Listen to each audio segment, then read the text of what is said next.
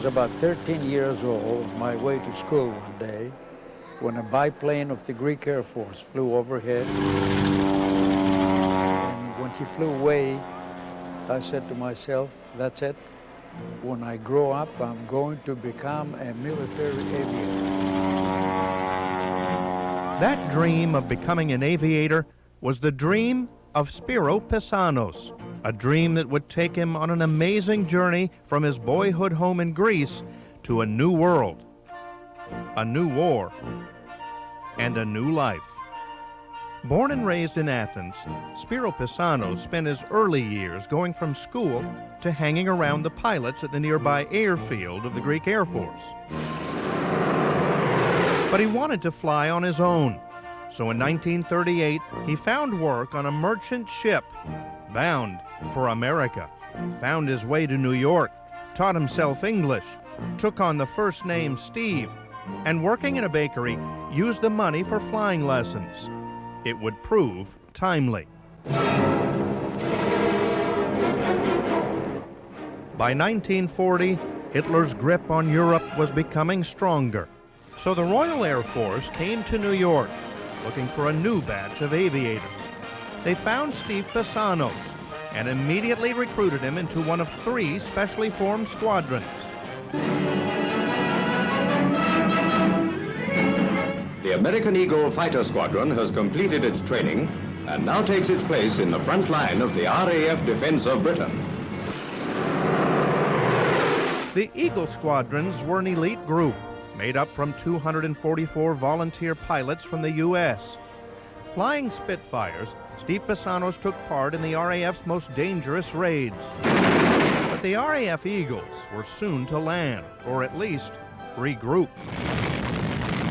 We interrupt this program to bring you a special news bulletin. The Japanese have attacked Pearl Harbor, Hawaii by air, President Roosevelt has just announced. December 7th, 1941, a date which will live in infamy. After America joined the war, it was all hands on deck, and every Yank in the RAF was required to return back to the American Air Force. On May 3rd, 1943, in London, England, Steve Pisanos raised his right hand and became the first man ever to be sworn in as a naturalized U.S. citizen on foreign soil. Now a full-fledged American aviator, Pisanos was promoted to second lieutenant and quickly went back to work. By spring of 1944, Lieutenant Pisanos had flown more than 100 combat missions, downing a half-dozen enemy aircraft. On March 5th, 4 more victories in the sky made him a double ace. But over France, on the way back to home base, a pilot's worst nightmare began to come true. The engine on his P-51 Mustang gave out. For 5 days, Pisanos avoided capture by the Nazis. He was picked up by the French underground and taken through enemy lines to Paris. 3, the biggest saboteurs the French underground had. And the Gestapo had given $1 million, to catch those 3 guys. It was this group that I joined up. On June 6, 1944, the American fleet mounted its most famous offensive, the invasion at Normandy.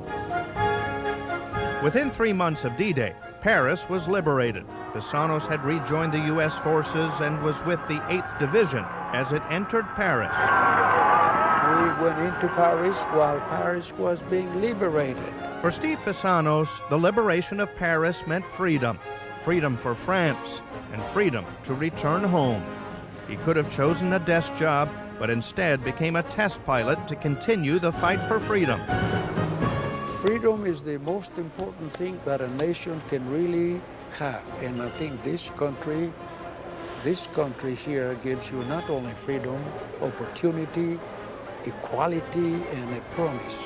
As a double ace with 5 distinguished flying crosses, the Croix de Guerre, and now France's highest award, the Legion of Honor, Colonel Steve Pisanos has lived up to that promise, the promise of a better life, the opportunity to follow a boyhood dream, the freedom to serve the country he loves.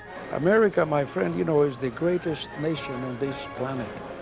It's a country really worth loving and fighting for and dying for.